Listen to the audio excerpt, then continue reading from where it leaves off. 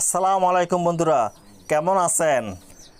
আজ আপনাদের সাথে আলোচনা করব আপনারা মুরগির বাচ্চার 1 দিন বয়স থেকে 40 দিন বয়স পর্যন্ত কি করবেন, মানে 1 থেকে নিয়ে 40 দিন বয়স পর্যন্ত কি করণীয় সে সম্পর্কে আপনাদের সাথে আলোচনা করব। 1 থেকে 5 দিন পর্যন্ত করণীয় পরামর্শ। 1 থেকে নিয়ে 5 দিন পর্যন্ত খুবই সেনসিটিভ একটি সময়। এই সময়ের মধ্যে অনেক বাচ্চা মারা যায়, সেজন্য আপনাকে 24 ঘন্টায় নজরদারিতে রাখতে হবে। রাত্রে উঠে দেখতে হবে বাচ্চার অবস্থা, খাবারের মধ্যে কোনো ময়লা আছে কিনা, পানির মধ্যে কোনো ময়লা আছে কিনা, বা তাপমাত্রার প্রয়োজন কিনা, এই সমস্ত বিষয়গুলি তদারকি করতে হবে। যদি কোনো সমস্যা হয় বা রোগে আক্রান্ত হয়, সাথে সাথে ব্যবস্থা নিতে হবে।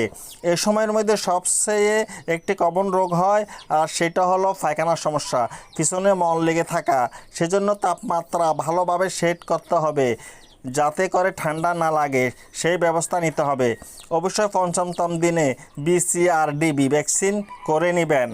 1 থেকে 3তম দিন পর্যন্ত খাবারগুলো অনেক ছোটো করে দিবেন।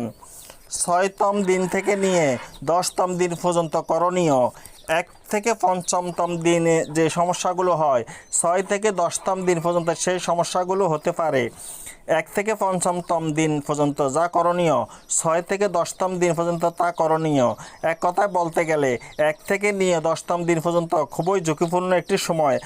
আর অবশ্যই এই বিষয়টি লক্ষ্য রাখবেন যে খাবারগুলো ঠিকভাবে হজম হচ্ছে কিনা। খামারে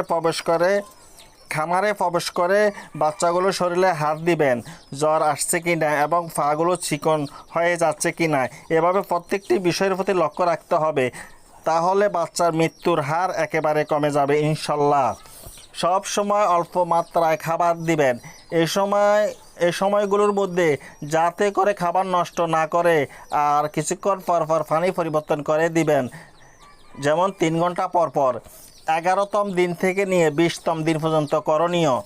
11তম দিন থেকে 20তম দিন পর্যন্ত বাচ্চার তেমন কোনো ঝুঁকি নেই, শুধুমাত্র বদহজম, ঠান্ডা, জ্বর এগুলোর সমস্যা হতে পারে।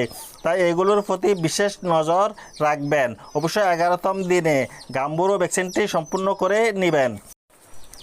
বন্ধুরা, আলোচনাটি বড় হওয়ার কারণে 40তম দিন পর্যন্ত আলোচনা করতে পারিনি, মাত্র 20তম দিন পর্যন্ত আলোচনা করেছি। আজকের পর্বটি প্রথম পর্ব। আবার পর্ব হিসাবে আপনাদের জন্য 21তম দিন থেকে 40তম দিন পর্যন্ত আরেকটি ভিডিও নিয়ে আসবো। আলোচনা বড় হওয়ার কারণে পর্ব আকারে আপনাদের সামনে উপস্থাপন করব। আপনারা ভালো থাকবেন, সুস্থ থাকবেন, মুরগিকে ভালোবেসে লালন পালন করবেন। আল্লাহ হাফেজ।